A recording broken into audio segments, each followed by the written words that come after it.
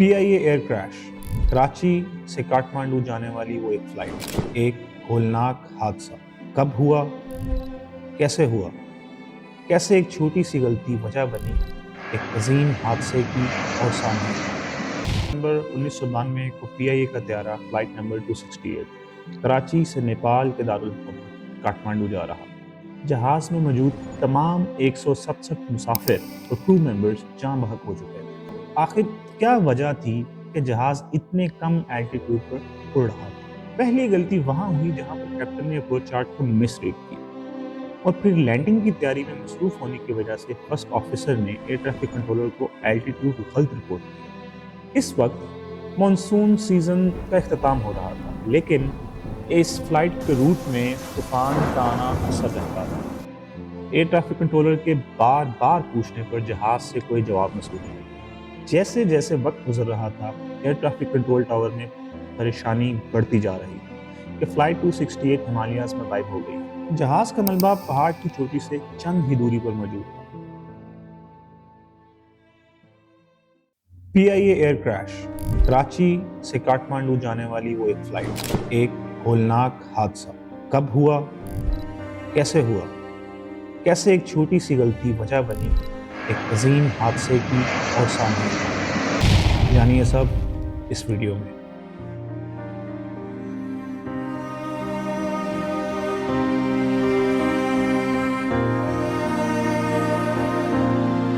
अट्ठाईस सितंबर 1992 को PIA का त्यारा फ्लाइट नंबर 268 कराची से नेपाल के दारुल हुकूमत काठमांडू जा रहा, जो कि सतह समंदर से 4600 फीट पर वाक़या है। ये 2.5 घंटे की फ्लाइट उस वक्त उन चंद एक फ्लाइट्स में से थी जो कि नेपाल को दुनिया से मिलाती थी। नेपाल, जो कि चाइना और इंडिया के दरमियान वाक़ है, इसमें दुनिया की 8 बुलंद तरीन चोटियाँ हैं, जिनमें से एक दुनिया की सबसे ऊंची चोटी माउंट एवरेस्ट है। इस हिसाब से ये ट्रैवलर्स के लिए बहुत पसंदीदा डेस्टिनेशन भी है और इसका हवाई सफ़र भी काफ़ी दिलचस्प है। इस जहाज़ को PIA के कैप्टन इफ्तिखार जंजुआ लीड कर रहे थे, जो कि पाकिस्तान एयरफोर्स में काम कर चुके थे और अब एयरलाइन में सीनियर इंस्ट्रक्टर थे। इस फ्लाइट में first officer Hasan Akhtar assist कर रहे थे, जो कि PIA में जूनियर पायलट थे और एयरबस A300 के 1500 फ्लाइंग आवर्स मुकम्मल कर चुके थे। इस वक्त मॉनसून सीजन का इख्तिताम हो रहा था, लेकिन इस फ्लाइट के रूट में तूफान का आना असर रहता था। इस वजह से कैप्टन ने काठमांडू एयर ट्रैफिक कंट्रोल को अपने फ्लाइट पाथ का 10 से 15 माइल से चेंज होने के बारे में आगाह किया। चूंकि जहाज काठमांडू एयरपोर्ट के करीब पहुंच रहा था, पायलट ने जहाज का डिसेंट शुरू किया, यानी कि जहाज को नीचे की तरफ उड़ाना शुरू किया। 1992 में काठमांडू एयरपोर्ट पर प्लेन्स को ट्रैक करने के लिए रडार मौजूद नहीं था, जिसकी वजह से पायलट को जहाज की हर मूवमेंट के बारे में बहुत एहतियात से एयर ट्रैफिक कंट्रोलर को रिपोर्ट करना होता है। काठमांडू को अगर जोग्राफियाई हवाले से देखा जाए तो इसके चारों तरफ पहाड़ हैं, जिसकी वजह से पायलट्स को स्टेप वाइज अप्रोच लेते हुए एयरपोर्ट से फासले के मुताबिक जहाज के अल्टीट्यूड को मेंटेन करते हुए लैंडिंग की तरफ लाना होता है। स्टेप वाइज अप्रोच की डिटेल्स कॉकपिट पर मौजूद एक अप्रोच चार्ट पर लिखी होती हैं। जैसे ही जहाज काठमांडू एयरपोर्ट पहुंचने के फाइनल अप्रोच में था, मुसाफिर और क्रू लैंडिंग की तैयारी में थे और पायलट्स कॉकपिट में एयर ट्रैफिक कंट्रोलर को अपने ऑल्टीट्यूड से वक्तन फवक्तन आगाह कर रहे थे और जहाज लगभग एयरपोर्ट से चंद मिनट्स की दूरी पर था। पायलट्स और एयर ट्रैफिक कंट्रोलर के दरमियान लास्ट कम्युनिकेशन ये थी कि पायलट एयरपोर्ट से 4 माइल्स की दूरी पर अपना ऑल्टीट्यूड रिपोर्ट करेंगे। इसके बाद एयर ट्रैफिक कंट्रोल टावर में इंतजार किया जा रहा था कि पायलट अपनी न्यू पोजीशन से आगाह करे, लेकिन अभी तक पायलट की तरफ से कोई कम्युनिकेशन नहीं हुई। एयर ट्रैफिक कंट्रोलर के बार बार पूछने पर जहाज से कोई जवाब मौसूल नहीं। जैसे जैसे वक्त गुजर रहा था, एयर ट्रैफिक कंट्रोल टावर में परेशानी बढ़ती जा रही कि फ्लाइट 268 हिमालयाज में गायब हो गई है। जल्द ही Kathmandu air traffic control tower को मालूम हो गया कि फ्लाइट 268 हिमालयाज में क्रैश हो गई। चंद ही घंटों में जहाज का मलबा ढूंढ लिया गया। जहाज में 20 टन से ज़्यादा फ्यूल था और जहाज को मुकम्मल तौर पर आग लग चुकी थी। जहाज में मौजूद तमाम 167 मुसाफिर और क्रू मेंबर्स जान बहक हो चुके थे। तकरीबन पिछले 2 महीनों में काठमांडू एयरपोर्ट के करीब ये दूसरा हादसा था। पहला जहाज थाई एयर का एयरबस था जिसमें 113 मुसाफिर जान बहक हुए थे। चंद ही घंटों में नेपाल की हुकूमत ने एयर क्रैश इन्वेस्टिगेशन शुरू कर दी। पहले से थाई एयर क्रैश की इन्वेस्टिगेशन को बोझ और प्रेशर होने की वजह से नेपाल की हुकूमत ने ब्रिटिश अथॉरिटीज से मदद मांगी।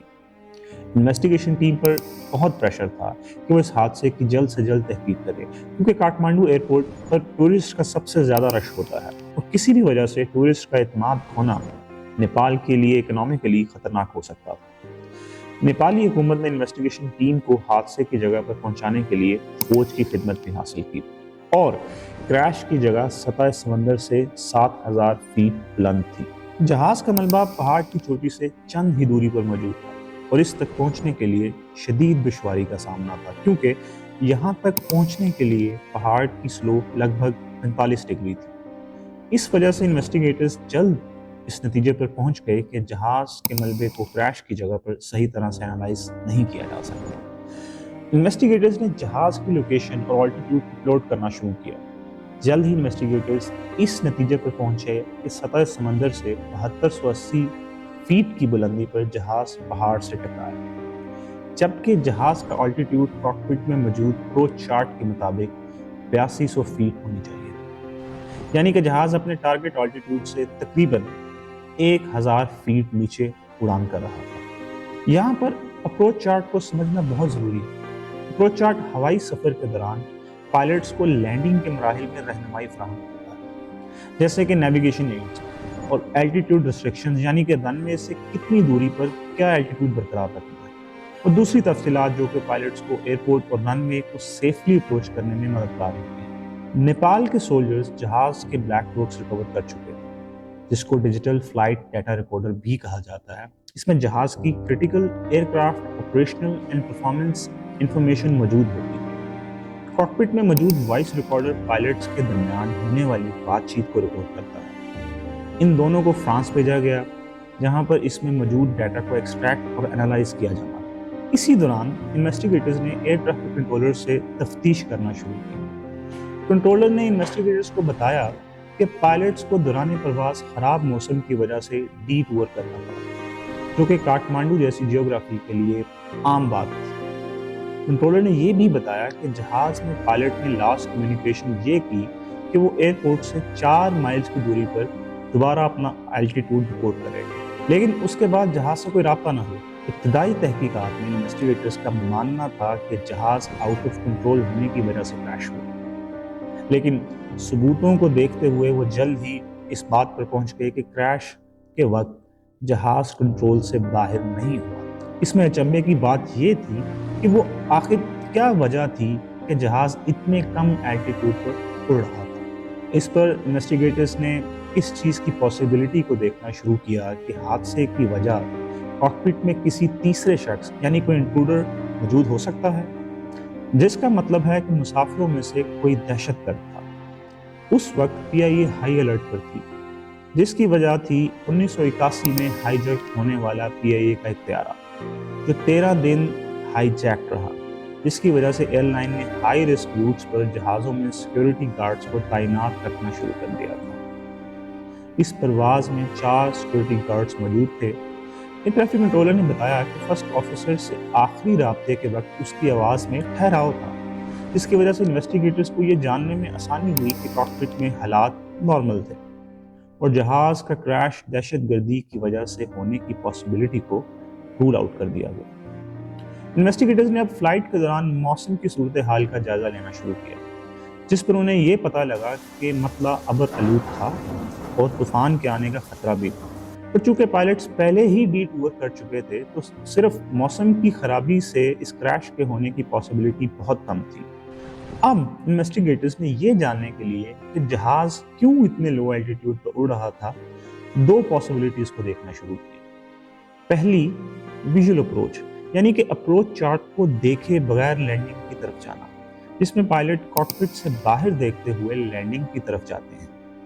बेशतर मौकों पर विजुअल लैंडिंग पायलट्स के लिए ज़्यादा आसान होती है, लेकिन इसमें ह्यूमन एरर का ज़्यादा खतरा होता है। انویسٹیگیٹرز اس نتیجے پر پہنچے کہ اس بات کا امکان بہت کم ہے کہ تھک کلاؤڈز میں پائلٹس نے ویژول اپروچ لی ہو، اور دوسرا مس ریڈنگ آف اپروچ چارٹ، یعنی پاسبلٹی یہ تھی کہ پائلٹ نے اپروچ چارٹ کو ہی غلط پڑھا۔ انویسٹیگیٹرز نے لینڈنگ سے قبل فلائٹ ڈیٹا کو دیکھنا شروع کیا۔ لینڈنگ سے 16 مائلز کی دوری پر جہاز 10,500 فیٹ کے الٹیٹیوڈ پر تھا، جبکہ 13 مائلز کی دوری پر یہ الٹیٹیوڈ 9500 فیٹ پر آ گیا تھا، اور پھر 10 مائلز پر 8200 فیٹ کے الٹیٹیوڈ پر تھا، اور آخر میں اچانک حادثے کے وقت 7200 فیٹ کے الٹیٹیوڈ پر آ گیا۔ اس ڈیٹا کو انالائز کرتے ہوئے انویسٹیگیٹرز جلد اس نتیجے پر پہنچ گئے کہ پائلٹس جہاز کا الٹیٹیوڈ اپروچ چارٹ کو دیکھتے ہوئے رکھ تو رہے تھے، پر پائلٹس اپروچ چارٹ میں ایک سٹیپ آگے چل رہے تھے۔ اس دوران انویسٹیگیٹرز نے کاکپٹ ریکارڈر کو سننا شروع کیا، جس کی ریکارڈنگ انہیں فرانس سے ملی تھی، لیکن ریکارڈر میں پائلٹس کی ایئر ٹریفک کنٹرولر کے ساتھ ہونے والی گفتگو تو موجود تھی، لیکن پائلٹس کی آپس میں ہونے والی بات چیت ریکارڈڈ ہی نہیں تھی۔ یہ انویسٹیگیٹرز کے لیے ایک بہت بڑا سیٹ بیک تھا۔ انویسٹیگیٹرز نے اب پی آئی کے اس جہاز کے کاکپٹ جیسے کسی اور جہاز کے کاکپٹ میں جا کر اسے سمجھنے کی کوشش کی کہ کس طرح سے پائلٹس نے لینڈنگ کو اپروچ کیا ہو۔ عام طور پر کاکپٹ میں کنٹرول کالم پر ٹپس موجود ہوتے ہیں جہاں پر اپروچ چارٹ کو رکھا جا سکتا ہے، لیکن اس ایئر بس میں یہ موجود نہیں، اور آلٹرنیٹیولی اس جہاز میں سیکنڈ آپشن اپروچ چارٹ کو نیچے رکھنے کی تھی، جو کہ دونوں پائلٹ سے 3 فیٹ کی دوری پر، جس کو دونوں پائلٹس کے لیے پڑھنا مشکل تھا۔ ایک اور پاسبلٹی یہ تھی کہ کیپٹن اپروچ چارٹ کو کلپ بورڈ پر اپنے بائیں سائڈ پر رکھے، یعنی کہہ سکتے ہیں کہ کھڑکی کی طرف، لیکن ایسی صورت میں صرف کیپٹن ہی اپروچ چارٹ کو پڑھ سکتا تھا۔ اور ایک مسئلہ یہ بھی ہو سکتا تھا کہ لینڈنگ کی ایسی ٹینس سچویشن میں پائلٹ کو بار بار اپنی بائیں جانب مڑ کر دیکھنا پڑتا، اور پھر اچانک سے انویسٹیگیٹرز کا خیال اس پر گیا کہ اپروچ چارٹ بہت کلٹرڈ تھا، یعنی اس پر بہت زیادہ انفارمیشن موجود ہوتی تھی، اور چارٹ کا سائز کم ہونے کی وجہ سے ہاتھ میں پکڑتے وقت چارٹ کا سٹارٹنگ پوائنٹ پر ہیومن تھمب آ سکتا تھا۔ سو آپ ایسے کہہ لیں کہ انویسٹیگیٹرز کے مطابق اپروچ چارٹ کی الٹیٹیوڈ والے حصے پر انگوٹھا آ جانے کی وجہ سے پائلٹس کو جو ٹارگٹ الٹیٹیوڈ ریڈ کرنا تھا اس کی بجائے انہوں نے اس سے اگلا ٹارگٹ الٹیٹیوڈ ریڈ کر لیا۔ تب اس پاسبلٹی کو فلائٹ ڈیٹا سے کمپیئر کیا گیا تو اس بات کو بالکل صحیح جانا کہ اپروچ چارٹ کو پائلٹ غلط پڑھ رہے تھے اور ایک سٹیپ آگے چل رہے تھے، یعنی کہ رن میں سے 16 مائلز کی دوری پر اپروچ چارٹ کے مطابق ٹارگٹ الٹیٹیوڈ 11,500 فیٹ ہونا چاہیے، جبکہ جہاز کا الٹیٹیوڈ 10,500 فیٹ پر تھا، اور یہ 10,500 فیٹ اصل میں 13 مائلز کی دوری پر ہونا چاہیے تھا۔ اسی طرح 10 مائلز کی دوری پر ٹارگٹ الٹیٹیوڈ 9500 فیٹ ہونا چاہیے تھا، جبکہ اس وقت جہاز کا اصل الٹیٹیوڈ 8200 فیٹ تھا، اور حالانکہ یہ 8200 فیٹ الٹیٹیوڈ رن وے سے 8 مائلز کی دوری پر ہونا چاہیے تھا۔ اس طرح سے انویسٹیگیٹرز نے ایک مسٹری کو سالو کیا جس کی وجہ سے پی آئی اے کا طیارہ حادثے کا شکار ہوا تھا۔ مگر انویسٹیگیٹرز سٹل اس بات کو سمجھنے کی کوشش کر رہے تھے کہ آخر کیوں جہاز کا ایکچوئل الٹیٹیوڈ اور پائلٹس کی طرف سے ایئر ٹریفک کنٹرولر کو رپورٹڈ الٹیٹیوڈ ان دونوں میں اتنا فرق تھا، کیونکہ جہاز میں ایک الٹیمیٹر بھی تو موجود ہوتا ہے۔ انویسٹیگیٹرز نے اس بات پر اب یقین کرنا شروع کر دیا کہ جیسے فلائٹ کاٹمانڈو ایئرپورٹ کے قریب پہنچ رہی تھی، پائلٹس کا دھیان جہاز کی لینڈنگ کی طرف لگ گیا۔ اس بات کو خیال میں رکھیں کہ کاٹمانڈو ایئرپورٹ پر لینڈنگ ایک اچھا خاصا مشکل معاملہ ہے، اور اس لینڈنگ میں جہاز کو بہت تیزی سے لینڈنگ کی طرف لے کے جانا ہوتا ہے، فاسٹ اینڈ سٹیپ اپروچ، اور ایسی سچویشن میں کاکپٹ میں بہت سٹریسفل ماحول ہوتا ہے۔ انویسٹیگیٹرز کا ماننا ہے کہ فرسٹ آفیسر نے جہاز کے الٹیٹیوڈ ایئر ٹریفک کنٹرولر کو الٹیمیٹر سے دیکھنے کی بجائے چارٹ سے غلط رپورٹ کیا، اور کیپٹن لینڈنگ کے مراحل میں مصروف تھے کہ ان کا بھی اس تضاد پر دھیان ہی نہیں گیا۔ اس کے باوجود ایئر ٹریفک کنٹرولر اس تضاد کو پوائنٹ آؤٹ کر سکتے تھے اور فلیگ کر سکتے تھے، مگر ایسی سچویشن میں ریڈار کے نہ ہونے کی وجہ سے یہ ذمہ داری پائلٹس پر عائد ہوتی ہے، کیونکہ ریڈارز کی non availability air traffic controllers کو ریسیپینٹس آف انفارمیشن بناتی ہے، نہ کہ گائیڈنگ پائلٹس۔ انویسٹیگیٹرز کو اب یقین ہو گیا تھا کہ وہ حادثے کی وجوہات پر پہنچ چکے ہیں۔ پہلی غلطی وہاں ہوئی جہاں پر کیپٹن نے اپروچ چارٹ کو مس ریڈ کیا، اور پھر لینڈنگ کی تیاری میں مصروف ہونے کی وجہ سے فرسٹ آفیسر نے ایئر ٹریفک کنٹرولر کو الٹیٹیوڈ غلط رپورٹ کیا۔ انویسٹیگیٹرز کا ماننا تھا کہ اگر کیپٹن نے اس ڈسکرپنسی کو وقت پر پکڑ لیا ہوتا تو حادثے سے بچا جا سکتا تھا۔ اس حادثے کے نتیجے میں انویسٹیگیشن ٹیم نے آئندہ ایسے حادثات سے بچنے کے لیے سفارشات مرتب کی، جس میں اپروچ چارٹ کو آسان بنانے اور PIA کے طیاروں کو کاکپٹ میں کنٹرول کالمز پر کلپس لگائے جانے کے ساتھ ساتھ کاٹمانڈو ایئرپورٹ پر ایئر ٹریفک ریڈار لگانے کو کہا گیا۔ ان ڈیٹیل سے آپ اندازہ لگا سکتے ہیں کہ کیسے ایک چھوٹی سی غلطی اتنے بڑے ہوائی حادثے کی وجہ بنی، اور یہی وجہ ہے کہ ہوائی سفر کے حوالے سے چھوٹے معاملات کے لیے خاص خیال رکھا جاتا ہے اور اس کے لیے بہت ہی الیبوریٹڈ پروٹوکولز ڈیفائنڈ ہیں، مگر اس کے باوجود کسی نہ کسی وجہ سے ہمیں حادثات سننے کو اور دیکھنے کو ملتے ہیں۔ جاتے جاتے ایک انٹرسٹنگ فیکٹ، 2021 کے سٹیٹس کے مطابق امریکہ میں کار کریش میں مرنے کے آڈز 93 میں سے 1 تھے، جبکہ ایئر پیسنجر کے لیے 2021 میں انف ڈیٹا ہی نہیں تھا کہ آڈز کیلکولیٹ کیے جا سکیں، یعنی اتنی کم اموات تھیں یا بالکل ہی نہیں تھیں کہ یہ آڈز کیلکولیٹ کیے جا سکیں۔ امید ہے یہ ویڈیو آپ کو پسند آئی ہوگی، سو ویڈیو کو لائک کریں، چینل کو سبسکرائب کریں and hit the bell icon.